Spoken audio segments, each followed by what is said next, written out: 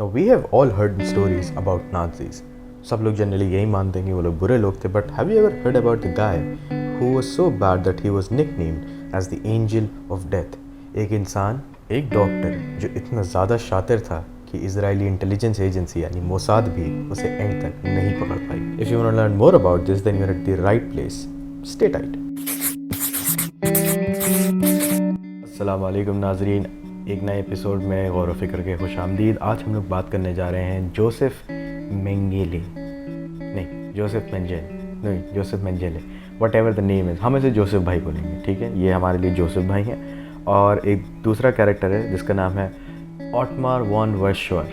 इसका नाम हम वॉन भाई रखते हैं, ये हमारे लिए वॉन भाई हैं. ये दो मेन कैरेक्टर्स हैं, एक तीसरा कैरेक्टर आगे जाके आएगा, बट ये दो मेन कैरेक्टर्स हैं जिनकी आज बात होने वाली. सो हु इज़ जोसेफ भाई and why is he so important? Well, Joseph भाई अपने एक डॉक्टर थे जिनके पास एक MD की डिग्री थी, एक PhD की डिग्री थी. The only problem is that he was a Nazi doctor and that means that he used to work for the Nazis. जितने भी रिसर्च एक्सपेरिमेंट्स नाजीज ने ह्यूमंस के ऊपर करे हैं उनमें से शायद ही कोई इतना बुरी बर्बरता रखता है जितना जोसेफ का एक्सपेरिमेंट रखता है. But Joseph was not always like that. 1939 के अंदर जोसेफ ने एक पोजीशन ज्वाइन करी थी पोस्ट डॉक की फ्रैंकफर्ट इंस्टीट्यूट में वॉन भाई के अंडर. वॉन भाई काफ़ी फेमस थे उस टाइम के हिसाब से.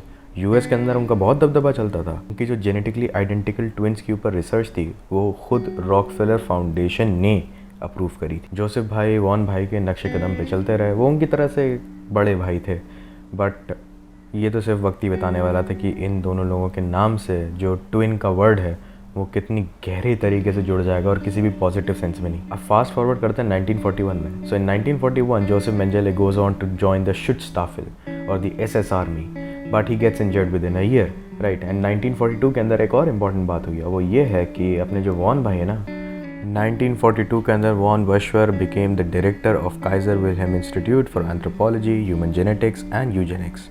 All the wrong things combined together. तो basically now Mengele is out of duty और उसे दिखता है कि वॉन वर्शवर जो है वो तो यार काफ़ी सही जगह पे अपनी लाइफ में. So von Verschuer calls him, right, कि आओ हमारे साथ काम करो. And Mengele agrees. But the world did not know at that point was that Joseph भाई जो अपने हैं वो इस वक्त जा रहे हैं ऑशविट्स. उनको भेजा गया Auschwitz as a camp doctor और उनका काम वहाँ पे ये था कि वो हेल्प करते थे प्रिजनर्स को सिलेक्ट या एलिमिनेट करने में. बेसिकली बात यह है कि जितने भी नाजीज़ के विक्टिम्स थे जो कि जूइश हॉलोकास्ट विक्टिम्स थे, वो जब भी कभी भी किसी कंसंट्रेशन कैंप के अंदर आते थे तो हमेशा उनको एक लाइन में खड़ा करवाया जाता था और वहाँ पे ये देखा जाता था कि उनमें से कौन से लोग ऐसे हैं जिन पे रिसर्च करी जा सकती है. Research is a very mild way to put it. Basically it was a form of torture जो बिल्कुल भी क्लिनिकली साउंड नहीं था. एंड इस पर हम आगे थोड़ी बात करेंगे. और दूसरे टाइप के लोग वो थे जिनको फ़ौरन मौत की घाट उतार दिया जाता था. बेसिकली जोसेफ भाई का काम ये था कि वो ये डिसाइड करते थे कि कौन जिएगा और कौन थोड़ा ज़्यादा लंबा जिएगा, क्योंकि मरना तो भाई दोनों केसेस में ही था. अब आप लोग सोच रहे होंगे कि भाई ये सब क्यों करते थे. वेल, देयर डिफेंस वॉज कि भाई वो लोग सिर्फ साइंटिफिक एक्सपेरिमेंट्स कर. यहाँ तक कि जोसेफ भाई तो पूरा का पूरा डेटा जो होता था वो वॉन भाई को वापस भेजते थे अपनी लैब में कि भाई देखो, मैंने जो ब्लड टेस्ट करा उसका रिजल्ट ही आया, मैंने जो बोन टेस्ट किया उसका रिजल्ट ये आया है, मैंने जो ट्विन स्टडीज़ करी थी उनका रिजल्ट ये आया है. अब मेंजेल बहुत सारी चीज़ों के लिए जाना जाता है, लेकिन शायद सबसे ज़्यादा इनफेमस अपनी ट्विन स्टडीज़ के लिए. So basically twin studies as the name suggest were studies that were performed on genetically identical twins. इसके एक सर्वाइवर आज तक जिंदा हैं, एवा कॉर जिनका नाम है, जो सबसे ज़्यादा फेमस सर्वाइवर हैं. उन्होंने एथिक्स की कमिटीज़ को पूरे लेक्चर्स दिए हैं, उन्होंने इस एक्सपीरियंस पे किताब लिखी है, उन्होंने कैमरा के आगे ये सब आके ख़ुद ब खुद अपनी ज़ुबानी सुनाया है क्या क्या हुआ था उनके साथ. It's a very frightful display of horror to be very honest, अगर आप जाके देखना चाहेंगे. एवा कॉर ये कहती हैं कि she realised how serious the situation was. जब जिस रात वो लोग आए थे कंसंट्रेशन कैंप के अंदर, वो और उसकी बहन मरियम, उसी रात वो दोनों वॉशरूम तक गए एंड दे फाउंड कि वॉशरूम के फ्लोर पे 3 यंग लड़कियां मरी पड़ी हैं. ये बहुत जल्दी एस्केलेट नहीं कर गया?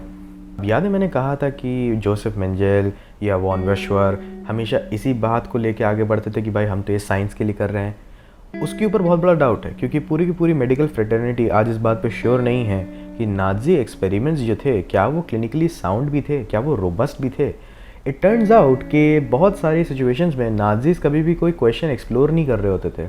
वो एक जर्मन साइंटिस्ट की थ्योरी लेते थे और पे जितने भी फैक्ट्स थे उनको इस तरीके से तोड़ मरोड़ के दिखा देते थे कि जो उसे सपोर्ट करे, बिकॉज उनके लिए जर्मन्स को सपोर्ट करना वॉज द अल्टीमेट एम। भाई एग्जांपल ले सकते हैं आप इमील एब्डरहाल्डन का, इनको हम इमील भाई बोलेंगे। देखो यार जर्मन नाम बहुत मुश्किल होता है, मुझसे मत बुलवाओ। बेसिकली इन्होंने आइडिया दिया था डिफेंस एंजाइम्स का। अब आप पूछेंगे डिफेंस एंजाइम्स क्या होते हैं? Well, defence enzymes are basically proteins जो कि बॉडी क्रिएट करती है किसी भी फॉरेन एलिमेंट से लड़ने के लिए। आप में से जितने लोग बायोलॉजी के स्टूडेंट्स होंगे वो सोच रहे होंगे कि यार मैंने तो सुना था कि WBCs यानी वाइट ब्लड सेल्स मदद करते हैं। And you are absolutely right, congratulations, you know more biology than most German scientist did back in World War 2। ये बात इमील भाई ने बोली थी 1909 के अराउंड, लेकिन हल्के हल्के एक्सपेरिमेंट्स के अंदर ये पता लगने लगा कि यार डिफेंस एंजाइम्स नाम की तो कोई चीज़ ही नहीं है।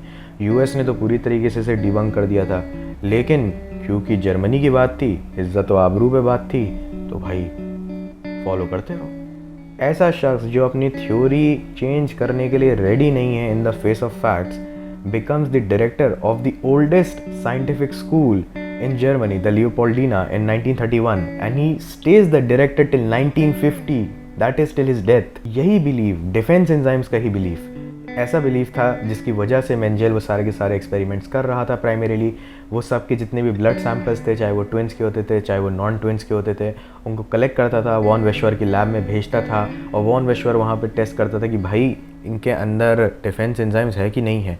ऑफ कोर्स उन्हें कोई एंजाइम्स नहीं मिले, बिकॉज ऐसे थे ही नहीं। देन ऑफ कोर्स हर चीज़ इसका उरूज होता है, उसका एक जवाल होता है। इनका भी एक फाइनल टाइम आया जिसके बाद इन सबको भागना पड़ गया। जब वर्ल्ड वॉर 2 ख़त्म हो गई, जर्मनी हार चुका था। अब इसमें बात आई नाक बचाने की। अब बहुत इन इज्जत व आबरू याद आ रही थी। जब ये लोग सारे के सारे एक्सपेरिमेंट्स कर रहे थे तब तो इन्हें कुछ समझ नहीं आ रहा था। अब इन लोगों ने सारे एक एक करके अपने एक्सपेरिमेंट्स के डेटा मिटाना शुरू किए।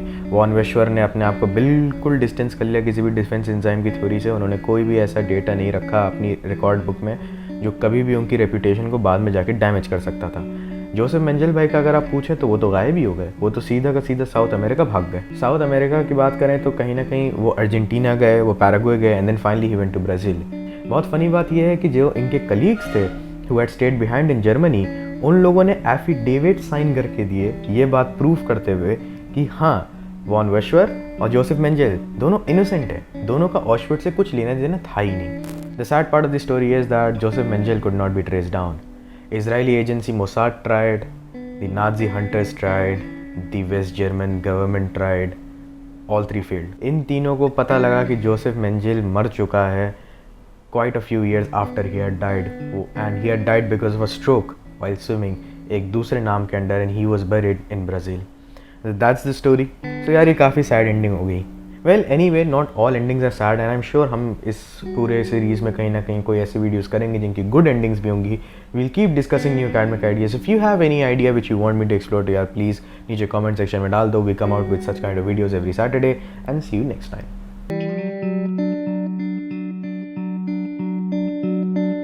If you want to learn more about this, then you're at the right